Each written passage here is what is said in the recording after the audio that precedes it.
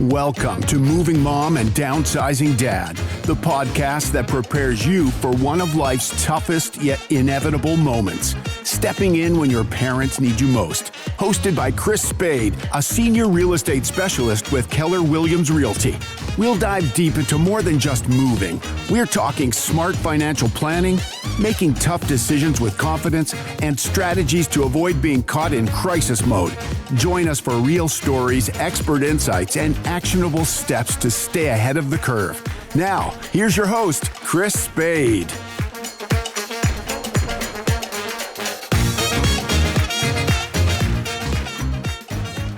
I watched a family lose $12,000 in a single weekend, not because of market timing, but because they skipped one 5-minute conversation with mom. Hey friends, welcome back to Moving Mom and Downsizing Dad, the podcast that cuts through the overwhelm and gives Gen Xers the tools to help their parents land softly in life's next chapter. I'm Chris Spade with Keller Williams Realty, San Diego Metro. Quick confession. I had just gotten back from a much needed vacation and the guests that I had lined up had to reschedule, but the downsizing clock never stops, and I promised you fresh insight every single week. So today, you're getting a solo deep dive straight from my own playbook. Now, we are tackling the 5 most costly mistakes adult children make when helping mom and dad downsize and exactly how to avoid them.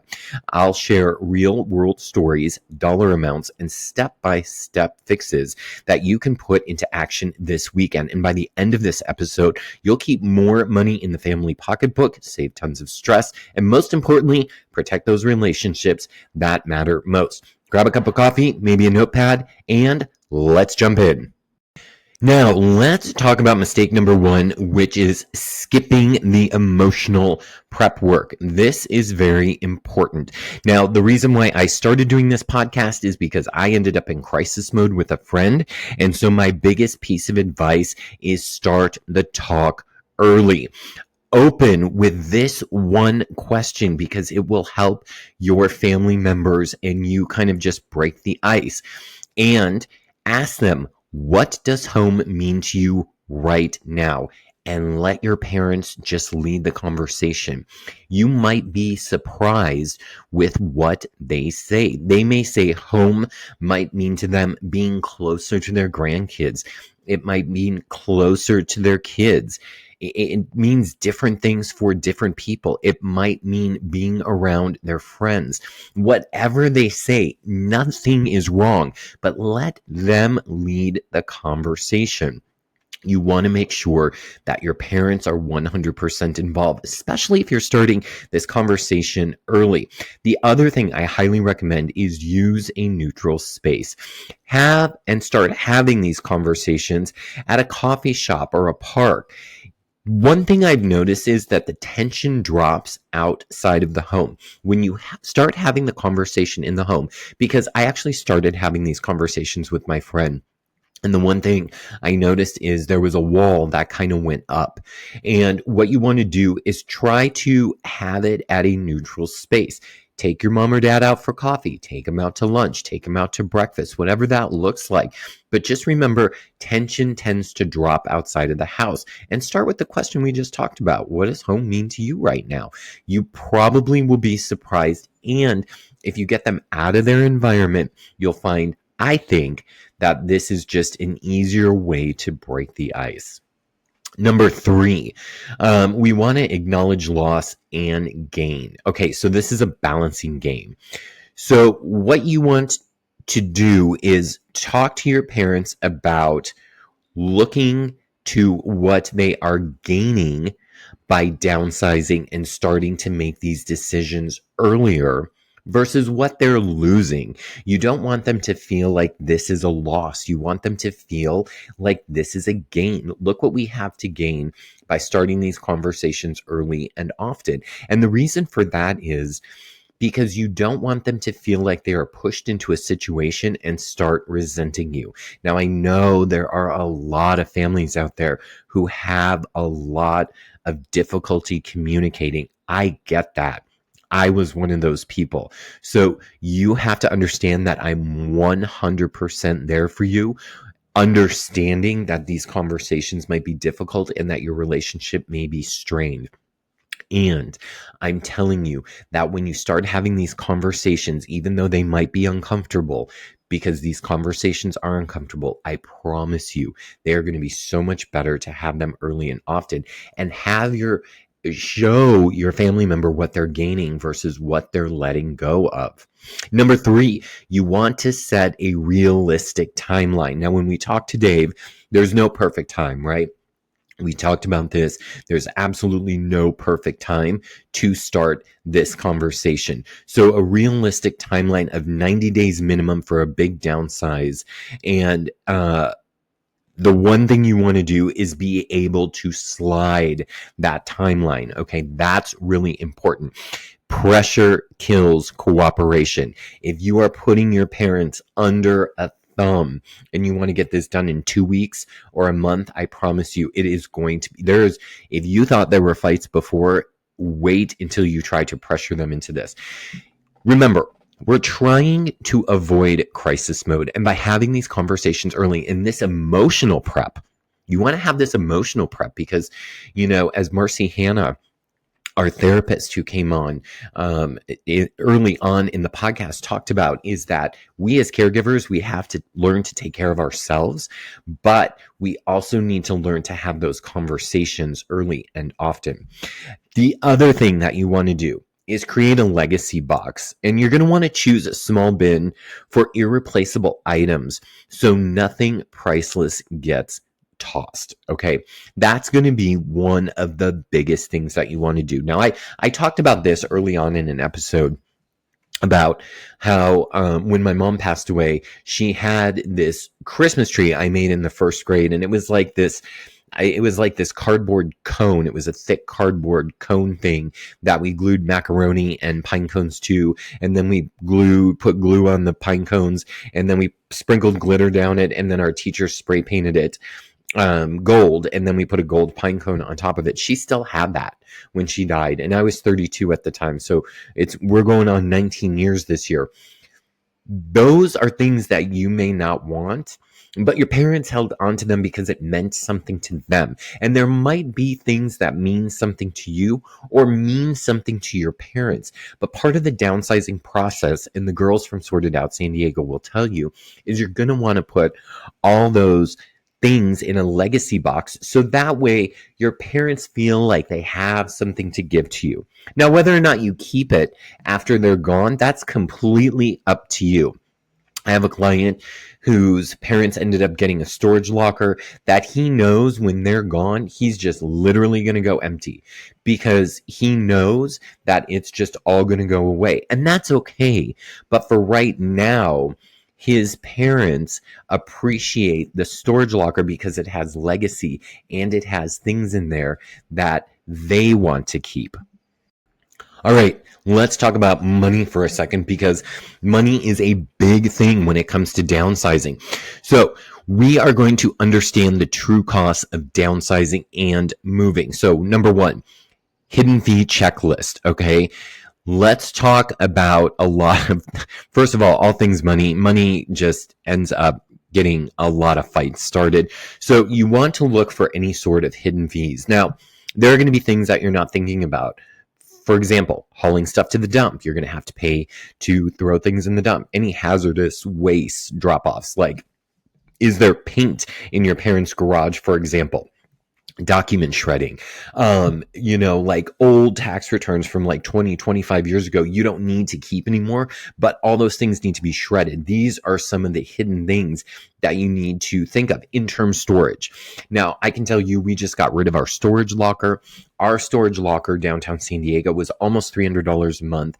A girlfriend of mine in LA actually owns storage lockers, and the first thing she did when she bought the storage facility was she raised the rents like 15% right away. It was like she closed escrow on them, and then she told the front office staff that she, kept on raise the rates 15% in 30 days. You can do stuff like that when you own them. And so that cost just keeps going up and up and up and up. So you want to make sure document shredding is not cheap, but it's not terribly expensive. And then if you want to get rid of electronics, for example, old computers, I just got rid of a bunch of old computers that I had from years ago because I didn't want to get rid of any of them. But I ended up having to get rid of them. So you're just going to have to look for some of those hidden fees.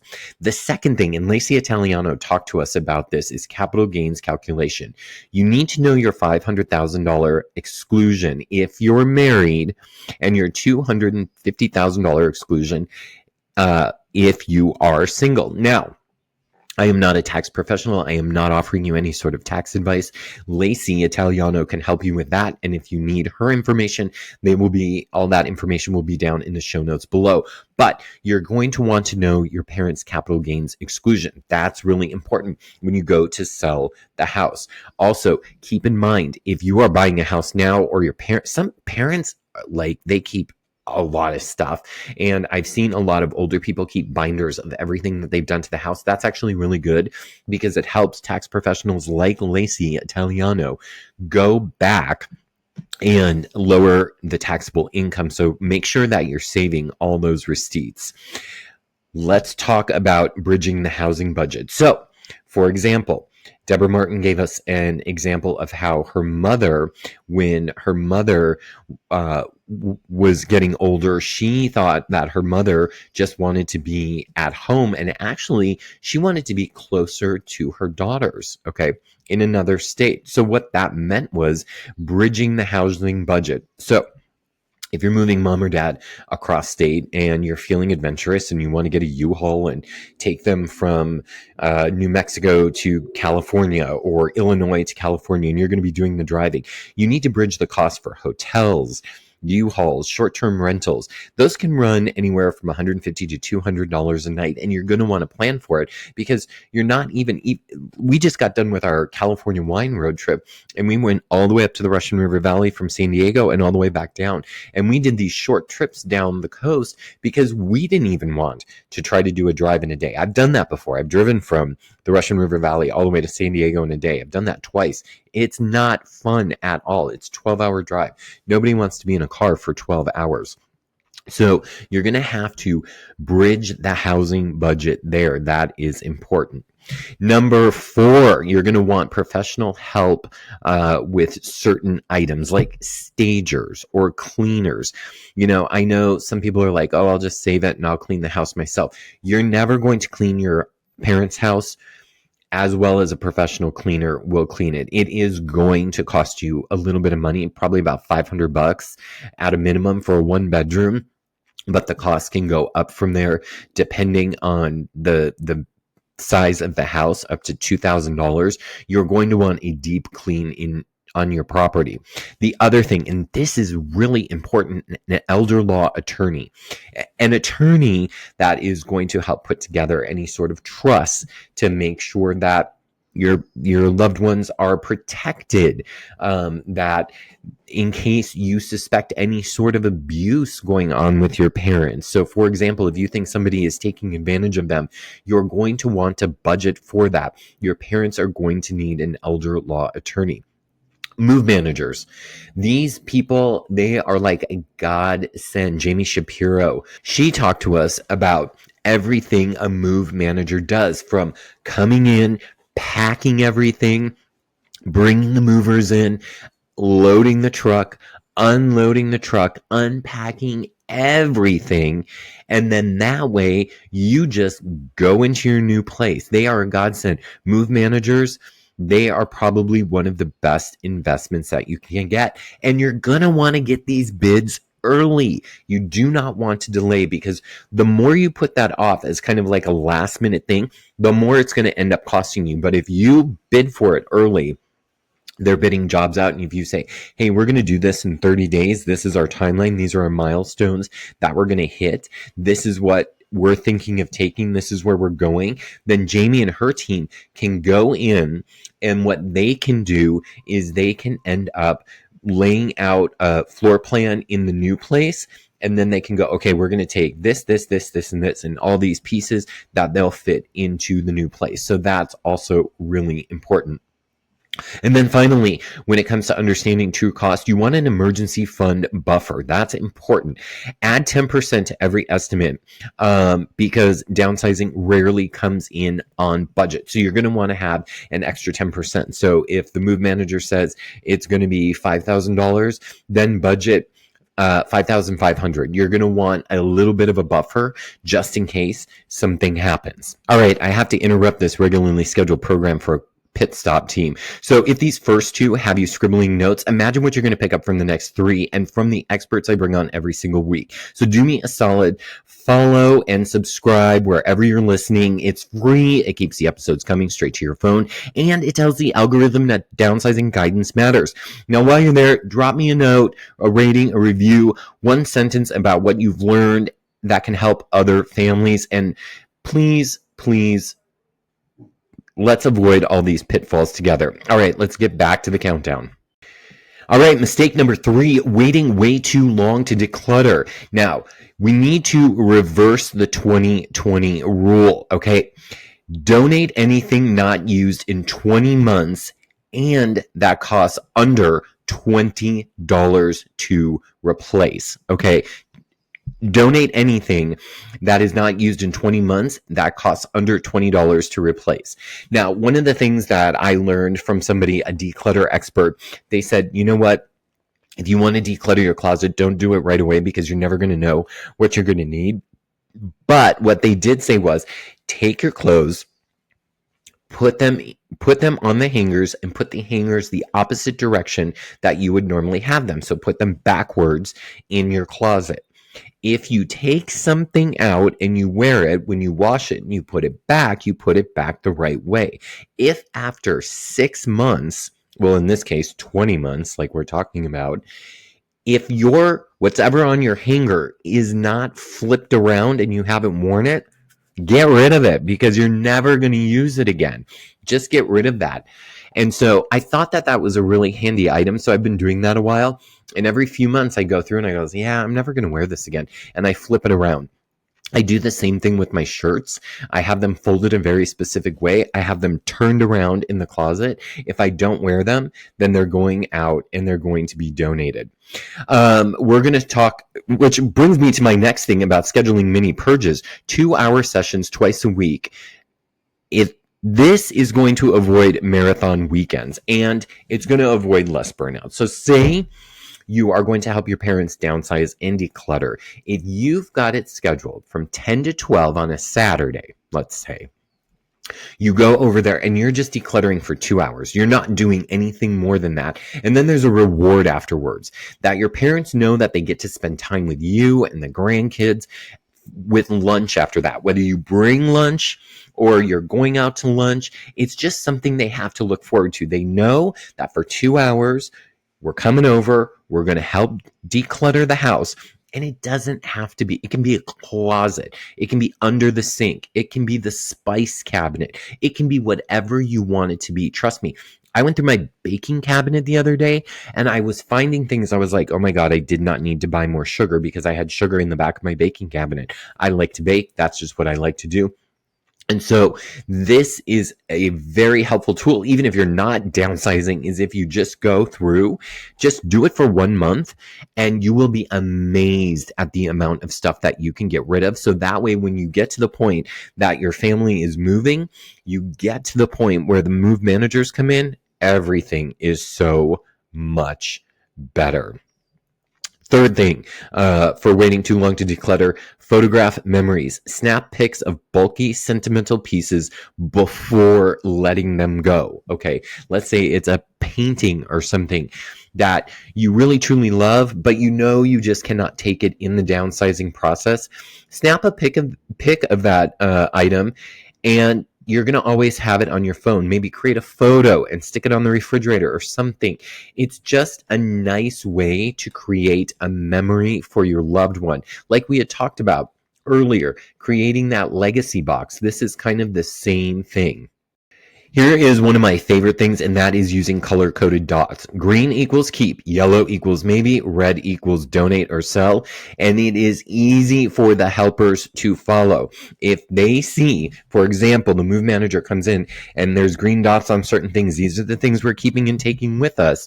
The yellow is what we are going to sell, or if the yellow is a maybe and the red is a donate or sell, then everybody is aware exactly what is going on. So you don't have to worry about any of that. Color coding, dots, They will make your life so much easier. And finally, line up outlets now.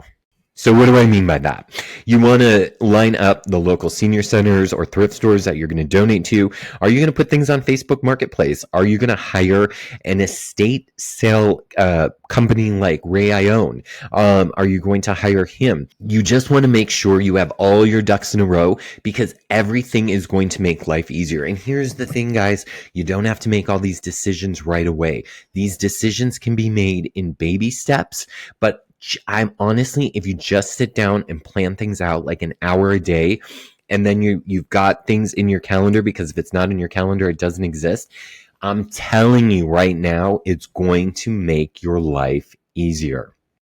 All right, well, let's talk about the legal stuff. And I am not a lawyer, so I'm not giving you any legal advice, but we can get Sandy Isaac back in here and she can talk more about legal stuff. But you want to confirm the ownership structure of the property. So let's talk about the legal stuff. Is the home in a joint tenancy? Is it in a reverse mortgage? What is it in some sort of trust? Titles trip people up. And so you want to make sure that you know exactly how title to the property is being held and who can sign what, because I will tell you, and we're going to talk about this, that the wrong documents or the wrong signatures on the documents can stop a transaction cold, which brings me to updating powers of attorney. Now we're talking about medical and financial. So there's no surprises if someone becomes incapacitated mid-sale. Do you have the authority to sell the house should something happen mid-sale? And I've seen that happen before. So I was in a contract with somebody and the seller had a stroke. Okay. And so her daughter had to take over power of attorney, because just in case, we line all these ducks up, right? We line all these ducks up in a row before anything can happen. And the worst happened. One time I was representing buyers on a house and grandma had already passed away. We were in the middle of a transaction. Well, we were at the very end of the transaction. And 3 days before the end of the transaction, grandpa died. And so his granddaughter, who was the power of attorney for him, was able to close out the transaction for us. So just make sure that you have all those ducks in a row. Number 3, you're going to want to check the HOA documents. Some require board approval for specific certificates before closing. Doesn't happen often, but you just want to check those things. You want to make sure. I always recommend that people order the HOA documents ahead of time before we get anything. So that way we can review those, make sure the financials are in order. So that way there's no surprises whatsoever, because you don't want anybody to be surprised. We want to secure any original documents, wills, trust certificates, marriage licenses. Scanned copies may not fly with escrow. So if you have anything, certified copies will. So for example, we had to get a certified copy of our marriage license because I couldn't find the original. And so what we did was I had to go down to the county. I had to pay for it. I had to get certified copies of our marriage license for insurance. So these are the things that you're going to want to need. If there is a death, sometimes the title company wants a certified copy of the death certificate. So you're going to have to get that. Go downtown to the county of San Diego and you're going to have to get that. So you're going to want to secure these documents ahead of time, and title and escrow are going to want to review them in some cases. The last one, you want to plan for any Medicaid or Medi-Cal look-back asset transfers within 5 years that can jeopardize benefits. Now, this is where Esther Solisto comes in, and she can help us out decipher all your Medi-Cal and Medicaid look back. So you want to make sure that none of that is going to be jeopardized, because if any of it's jeopardized, I'm telling you guys right now, it's going to be an absolute nightmare. And this is why you want to work with someone who specializes in working with seniors, because a lot of agents don't know these types of things. And so the more knowledge that the agent that you're working with has that deals with seniors, the better off things are going to be. All right, let's talk about mistake number 5, and that is choosing the wrong home. Because no matter how much the amount of preparation you have, this seems to be a problem. All right. First things first, future-proof your floor plan. Now, keep in mind, as we get older, we don't want stairs. So we want to have single-level, no-step entries. We want to talk about 36-inch doorways just in case we need to get someone in like Harmony Home Medical to give us and buy a bed that we need to get through the door, or a walker, or things like that, or God forbid a wheelchair. And we want to have the basics of aging in place. Lighting is important. Technology that you can put in the home is important. You're going to want to look into all these different types of places. And when you're moving into a 55 plus active adult community, these things are on the minds of the builder and the developer. So they're not being built for someone who is in their 30s or 40s. They're being built with that active adult lifestyle in mind, but that there is space just in case.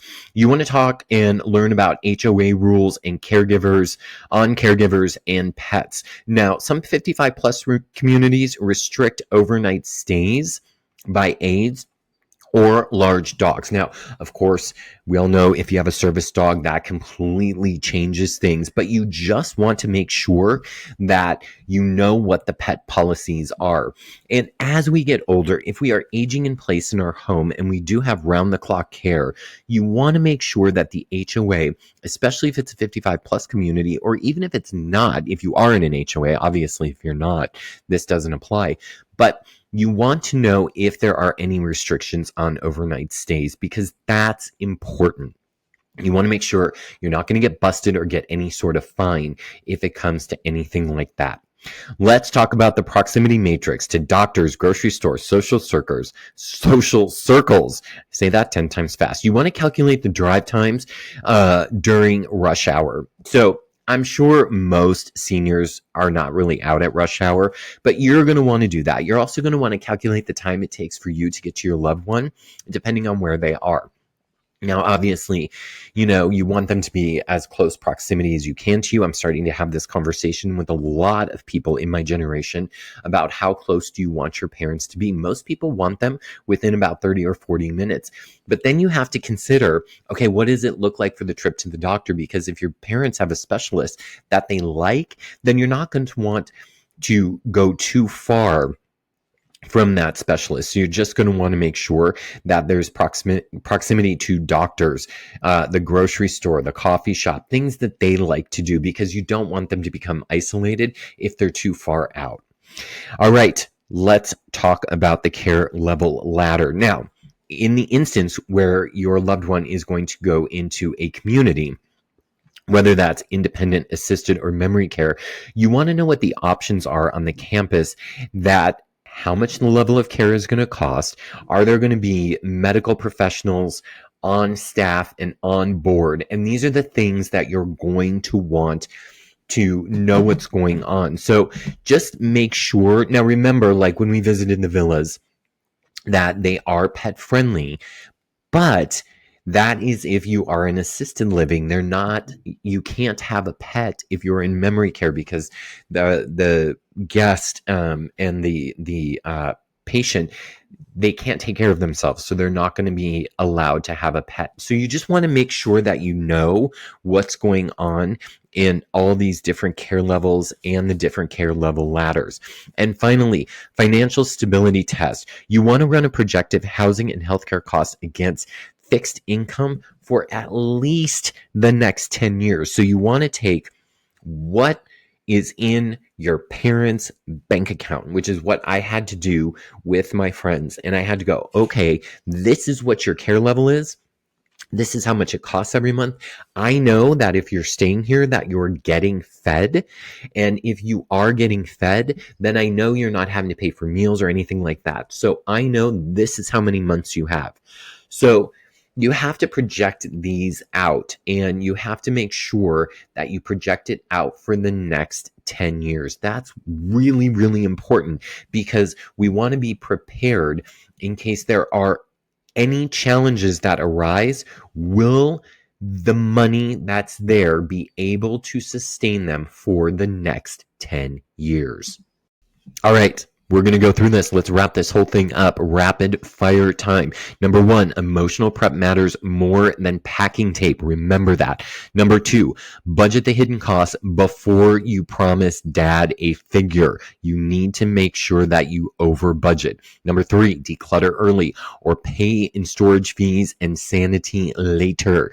So you want to make sure that you're going to have enough time to declutter, and if not, we're going to have to throw everything in storage. It's going to cost a little money. Remember, I said budget, budget, budget. Number 4, bring in the pros for the legal maze. Google cannot close escrow, okay? You want to talk to people like Sandy Isaac. She can help you through all the legal stuff. Number 5, choose a future-proof home so you're not repeating this move in 5 years. Now, if you like today's episode in a one tidy PDF, grab my downsizing starter kit. The link is going to be in the show notes. Now, if this episode saved you even $10 or 10 minutes, pay it forward, share it with a sibling, hit the subscribe button, and leave that short review. Next week, we're back on our usual interview format with a financial planner I'm trying to get on. So let's make sure we have a financial planner to make sure that all of these things do not become a financial nightmare. Until then, I'm Chris Spade, reminding you that a little planning today means a smoother, cheaper, happier tomorrow. Take care, and I'll catch you on the next episode.